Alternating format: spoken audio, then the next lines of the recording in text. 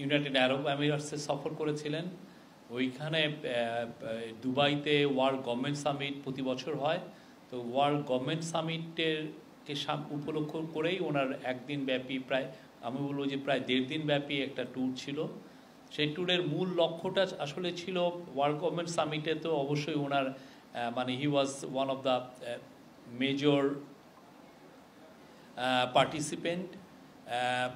এছাড়াও ওনার আমাদের তরফ থেকে মূল লক্ষ্য ছিল যে আপনি জানেন ইউএইর সাথে আমাদের ভিসা সংক্রান্ত অনেকগুলো জটিলতা চলছে। ইউএইতে আমাদের ভিসা রেস্ট্রিকশন আছে এবং এটা অনেক বছরের পুরনো একটা সমস্যা। এটা 2012 থেকে এটা একটা পুঞ্জীভূত একটা সমস্যা তৈরি হয়েছে। এর ফলে এখন দেখা যাচ্ছে যে যারা সি ফেরার যারা ক্রু তারাও অনেক ক্ষেত্রে ভিসা পাচ্ছেন না। সবার জন্য ভিসা একটা বড় ইস্যু হয়ে দাঁড়িয়েছে। তো এইটা চিফ অ্যাডভাইজার মহোদয় এটা ওনার সাথে যখন মন্ত্রীদের কথা হলো এই বিষয়টা উনি বারবার উঠিয়েছেন এবং আমরা বলবো যে এই বিষয় নিয়ে সিরিয়াস আলাপ হয়েছে এবং এই আলাপগুলো সামনে আরও চলবে।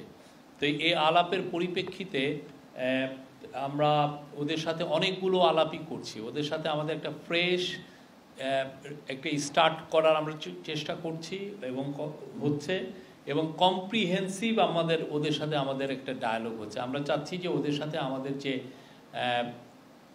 সম্পর্ক এটা যাতে আরও আপগ্রেডেড হয়। এর ফলে কয়েকটা বিষয় হবে, সেটা হচ্ছে আমরা ইউএই থেকে ইনভেস্টমেন্ট আমরা বাংলাদেশে আনতে পারবো।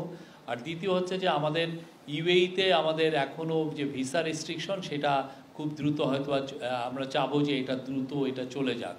তো এইটা ভিসা রেস্ট্রিকশন যদি লিফটেড হয় আমাদের আবার আশা যে অনেক বাংলাদেশি সেখানে চাকরি পাবেন, ইভেন এর মধ্যে স্কিল লেবার এরাও অনেক চাকরি পাবেন। এটার জন্য প্রফেসর ইউনূস অলরেডি তার যে স্পেশাল অ্যাম্বাসাডার আছেন, এনভয় আছেন লুৎফে সিদ্দিকে এই বিষয়ে উনি অ্যাসাইন করেছেন এবং লুৎফে সিদ্দিকি ওইখানে 4-5 জন মিনিস্টারের সাথে কম্প্রিহেন্সিভ কথা বলেছেন। তো এই কম্প্রিহেন্সিভ কথার আলোকে যেটার আউটকাম সেটা হচ্ছে যে তারা এখন বাংলাদেশের ব্যাপারে বাংলাদেশের সাথে সম্পর্কর ব্যাপারে আরও একটু সিরিয়াস এবং সেক্ষেত্রে আমরা আশা করতে পারি যে ইউএইর প্রচুর ইউএইর সাথে আমাদের যে সম্পর্কটা যেটা একদম তলানিতে চলে গিয়েছিল সেটা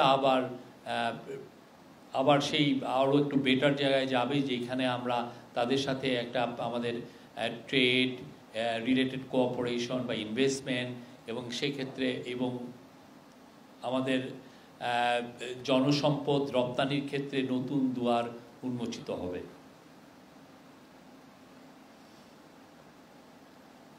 আজকে আরেকটা বিষয় সেটা হচ্ছে যে আপনারা জানেন আইসিটি মন্ত্রণালয়কে ঘিরে আইসিটি এবং ডিজিটালাইজেশনকে ঘিরে আমরা অনেকগুলো পত্রিকায় দেখি যে প্রচুর আমরা অনিয়ম এবং করাপশনের কথা আমরা শুনি। এটা অনেকগুলো রিপোর্ট হয়েছে, আমরা এটা দেখেছি।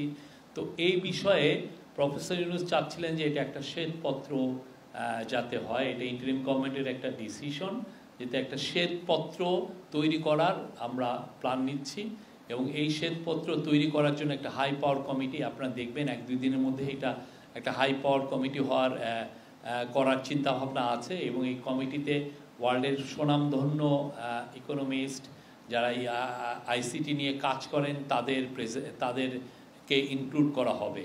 তাদের মূল কাজটা হচ্ছে যে এই যে ডিজিটালাইজেশন ডিজিটাল বাংলাদেশের নামে যে ধরনের অনিয়ম এবং করাপশন হয়েছে সেই করাপশনকে কিভাবে করেছে, কত টাকা এখান থেকে পাচার হয়েছে, কিভাবে সুনির্দিষ্ট করাপশনে কোন কোন জায়গায় বেশি বেশি মানে মানি পিলফার হয়েছে, সেই পুরো জিনিসগুলো দেখা এবং এর ফলে আমরা কতটা অ্যাফেক্টেড হয়েছি পুরো একটা তারা এই কমিটি একটা পুরো একটা 1-2 মাসের মধ্যে তারা একটা হোয়াইট পেপার প্রেজেন্ট করবে। এর বাইরে আমাদের আর তেমন আজকের কিছু নাই। আপনাদের যদি প্রশ্ন থাকে আমাদেরকে করতে পারেন।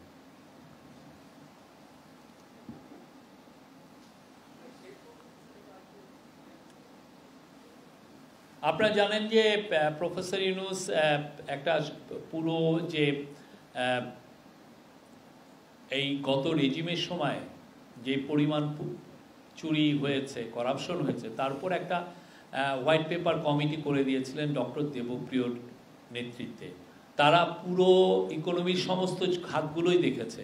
তো এইখানের এই শ্বেতপত্রটা পুরোপুরি হবে হচ্ছে আইসিটি খাতে, ডিজিটালাইজেশনের খাতে, কিভাবে অনিয়ম হয়েছে, কিভাবে করাপশন হয়েছে।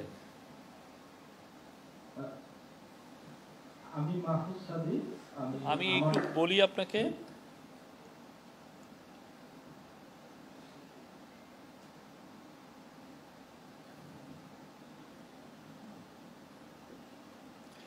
এই শ্বেতপত্রের মাধ্যমে ওই সরকারের সময় সম্পাদিত সকল ধরনের চুক্তি এবং প্রকল্পের ডিপিপি, সকল অডিট রিপোর্ট তদন্ত পদিয়ে করা হবে, তদন্ত পদিয়ে খতিয়ে দেখা হবে।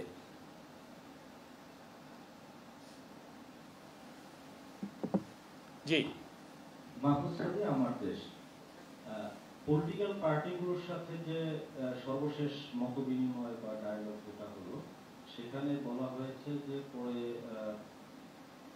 জোটগতভাবে বা দলের সাথেও আলাদাভাবে বৈঠক হতে পারে এবং তাদের থেকে লিখিত প্রস্তাবনার কথা বলা হয়েছে। এই পলিটিক্যাল পার্টিগুলোর সাথে জাতীয় ঐক্যমত্য কমিশনের ডায়ালগ কিভাবে পরবর্তী মানে কোন ভাবে আর কি হবে সে বিষয়ে, এই বিষয়ে আপনি কনসেনসাস কমিশনের সাথে কথা বলতে পারেন। বাট আমাদের যেটা ধারণা সেটা তারা এটার উপরে যে কিভাবে ডায়ালগটা হবে সেটার আউটলাইন ওরা খুব শীঘ্রই দিবেন। আপনারা তাদের সাথে কন্ট্যাক্ট মেনটেন করবেন যে ওনারাই এটার উপরে সবাইকে জানাবেন।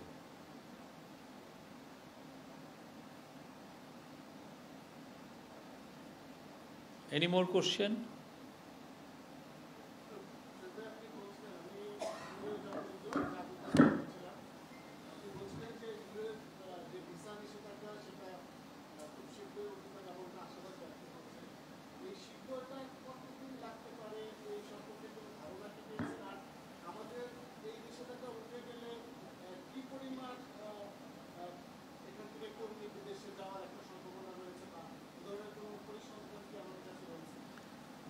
না, আপনি জানেন যে ইউএইর ইকোনমি তো খুব ভালোভাবে গ্রো করছে, তো ওদের বাংলাদেশের থেকে ওয়ার্কার নেওয়ার একটা ডিমান্ড অলরেডি আছেই।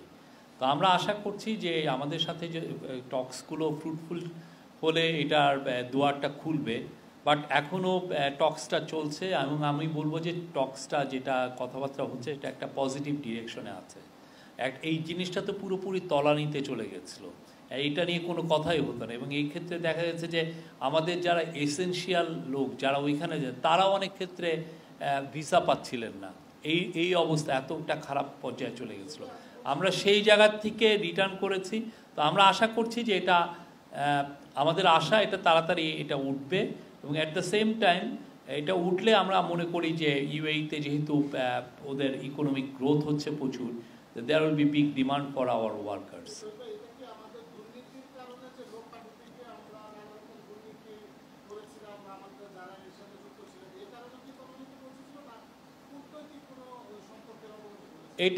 এটা পুরোটাই ওই গভর্নমেন্টের সময় থেকে, ওনারা এটা ভালো বলতে পারবেন। বাট আমরা যেটা জেনেছি অনেকগুলো ফ্যাক্টর ছিল সেগুলোর, হ্যাঁ, একটা পুরোপুরি তলানিতে ওনাদের অবভিয়াসলি ওনারা ডিপ্লোম্যাটিক্যালি এটা সিরিয়াসলি তাদের সাথে নিতেও পারেন নাই, তাদের তো সেই অবস্থাটা ছিল না।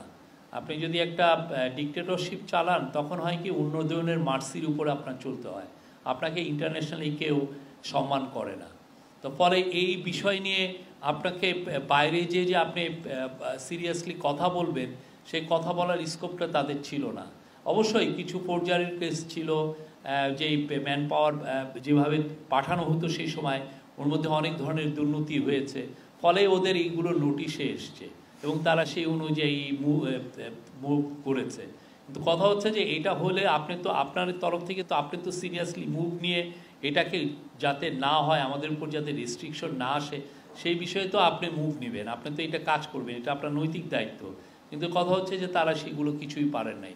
প্রফেসর ইউনূস এই ওয়ার্ল্ড গভর্নমেন্ট সামিটকে সামনে রেখে মূল উদ্দেশ্য হচ্ছে যে আমাদের এই বিষয়টা যেভাবেই হোক এই দুয়ারটা আমাদের খুলতে হবে, এইটাকে সামনে রেখে উনি মিনিস্টারদের সাথে কথা বলেছেন। ওনার যিনি স্পেশাল অনভয় লুকথে সিদ্দিকী উনি 4-5 জন মিনিস্টারের সাথে কথা বলেছেন, সিরিয়াস আলাপ হয়েছে। আমরা আশা করছি যে আমরা পজিটিভ রেজাল্ট পাবো।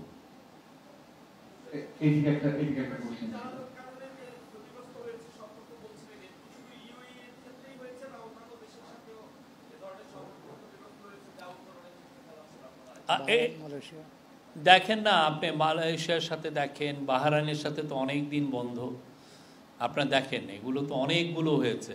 কথা হচ্ছে যে আপনি যে কোনো দেশে ডেমোক্রেটিক গভর্নমেন্ট থাকলে মানুষ বিদেশে সেই আপনাকে সম্মান করে, বিকজ আপনি পিপলসের ম্যান্ডেটটা আপনার আছে। তো সেখানে তো তাদের পিপলসের কোনো ম্যান্ডেট ছিল না। হ্যাঁ, আর যেই ধরনের স্টোরি বাইরে যেত তাদের সম্পর্কে, তাহলে ফলে ইন্টারন্যাশনালি তাদেরকে তো কেউ করে নাই।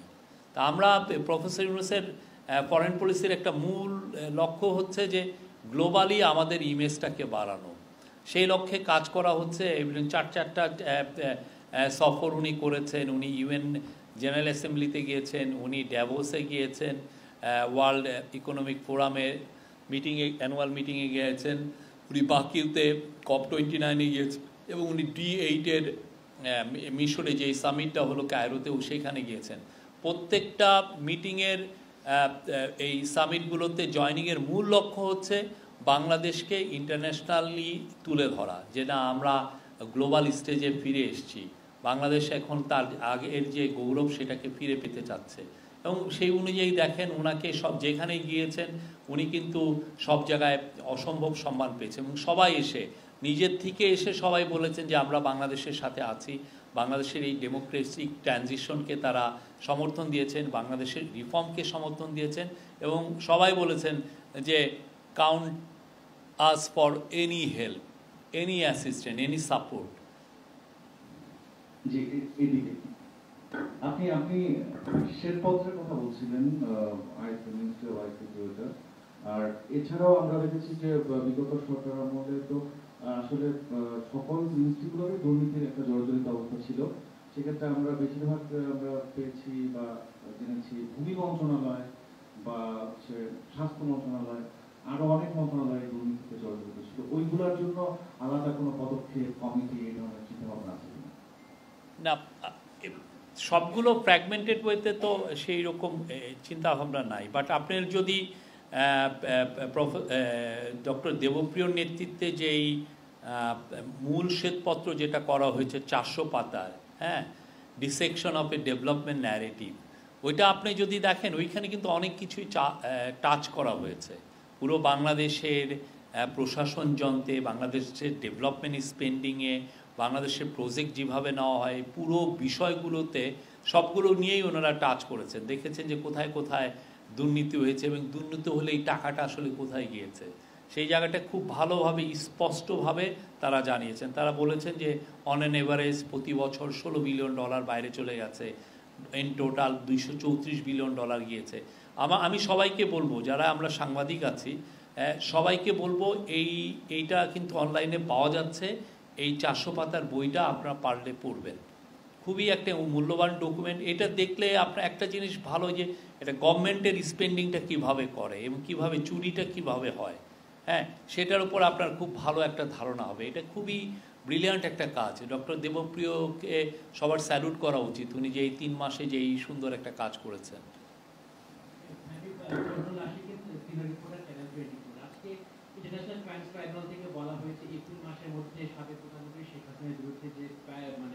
তদন্ত চলছে যে শেষ করার জন্য, তো আপনারা এর মধ্যে ভারতকে লেটার দিয়েছেন তাকে ফেরত দেওয়ার জন্য, তো সেই বিষয়ে কোনো আপডেট আছে কিনা? যদি ভারত থেকে তাকে ফেরত না আনা যায় তাহলে ট্রায়াল অফ অ্যাবসেন্সিয়া বা তার অনুপস্থিতিতে বিচার করার আপনারা বিচার করবেন কিনা? আপনি তো অনেকগুলো ইফস এর কথা বললেন। আমাদের মূল লক্ষ্য তাকে বাংলাদেশে এনে তাকে বিচার করা, এবং আপনারা জানেন কিছুদিন আগে ইউনাইটেড নেশনসের যে হিউম্যান রাইটস অফিসের যে রিপোর্ট হয়েছে তাতে স্পষ্ট কী ধরনের ক্রাইম উনি করেছেন। তো উনি ওরা যেটা বলেছে যে তাকে অ্যাকিউজ করা হচ্ছে যে উনি ক্রাইমস এগেনস্ট হিউম্যানিটি করেছেন। এটা কিন্তু খুবই বড় ভয়ঙ্কর রকমের একটা ক্রাইম, আপনি মানবতার বিরুদ্ধে আপনি ক্রাইম করেছেন। তো সেই এখন যেটা হচ্ছে যে ইউএন রিপোর্টের পরে এবং কিছু কিছু হিউম্যান রাইটস গ্রুপের রিপোর্টের পরে প্রচুর প্রেশার তৈরি হচ্ছে, এবং এই প্রেশারের একটা আপনারা ইন্ডিকেশন দেখেছেন যে একটা ইন্ডিয়া টুডে একটা সার্ভে করেছে, সেখানে দেখা যাচ্ছে যে 55% চান যে তাকে বাংলাদেশে ফেরত পাঠাতে, আবার সার্টেন পার্সেন্টেজ চাচ্ছেন যে তাকে অন্য দেশে দিতে, মানে মাত্র 16 না 17% চাচ্ছেন যে সেই ইন্ডিয়াতে থাকুক।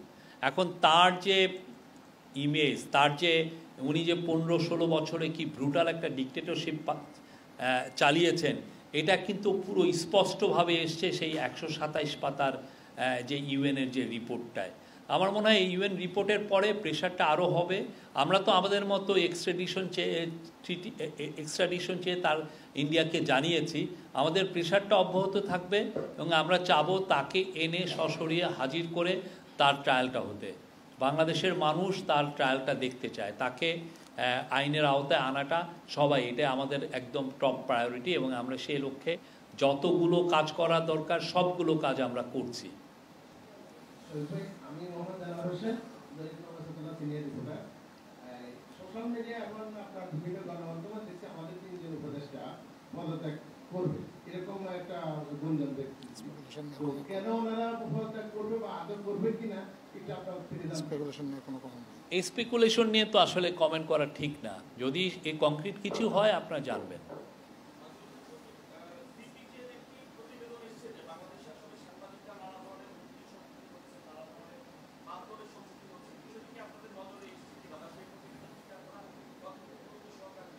আমরা যে কোনো সাংবাদিকতা নিয়ে, ফ্রিডম অফ প্রেস নিয়ে যে কোনো রিপোর্টকেই আমরা সাধুবাদ জানাই, হ্যাঁ, কিন্তু কথা হচ্ছে যে অনেক সময় আমরা দেখেছি যে আইসোলেটেড একটা দুইটা ঘটনাকে সামনে রেখে অনেক ধরনের একটা কমেন্ট করা হয়।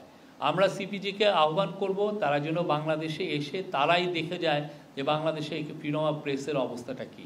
আমরা মনে করি এখন বাংলাদেশে ফ্রিডম অফ প্রেস বা জার্নালিস্টরা যে ফ্রিডমটা এনজয় করছেন, এটা গত 53 ইয়ার্সে আমাদের 1971 সালে আমাদের স্বাধীনতার পরে এত বেশি এত ফ্রিডম কোনোদিন কেউ এনজয় করেননি। আমরা কেউ বলতে পারবে না যে আমরা কোনো পত্রিকাকে বলেছি যে আপনার এই রিপোর্টটা নামান। আমরা কাউকে থ্রেট করেছি, কাউকে ইনফ্লুয়েন্স করেছি, কাউকে প্রেশার করেছি, এরকম কোনো ঘটনা হয়নি। আর বাইরে যেটা হয়েছে যে দু একটা আইসোলেটেড ইনসিডেন্টে সাংবাদিকরা কিছু কিছু ক্ষেত্রে অ্যাটাকের শিকার হয়েছেন, সেটার বিষয়ে আমরা পুলিশকে দিয়ে তদন্ত করিয়েছি। কিছু কিছু ক্ষেত্রে আমরা দেখছি যে সাংবাদিকরাও কমপ্লেন লজ করতে চান না।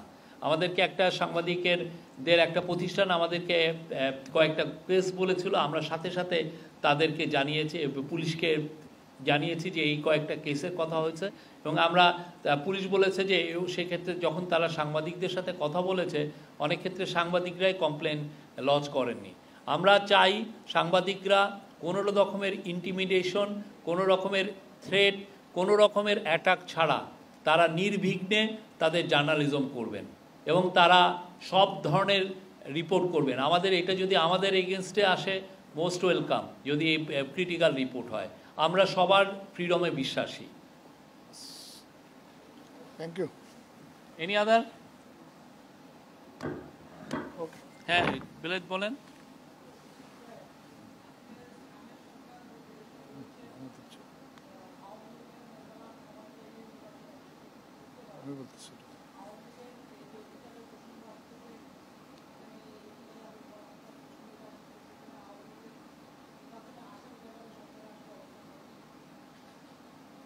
আমরা তো বারবার বলেছি সেই বিষয়ে, ঠিক না?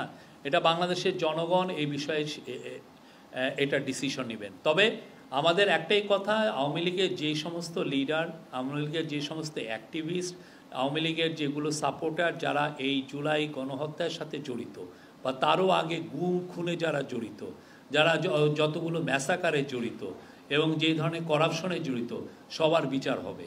এটা হচ্ছে মাস্ট। এই জায়গাটা হবে, তারপরে বাংলাদেশের মানুষ, বাংলাদেশের পলিটিক্যাল পার্টি তারা ডিসিশন নেবেন যে আওয়ামী লীগের বিষয়ে তারা কি ভাবছেন বা তা এটার ভবিষ্যৎ কি হবে।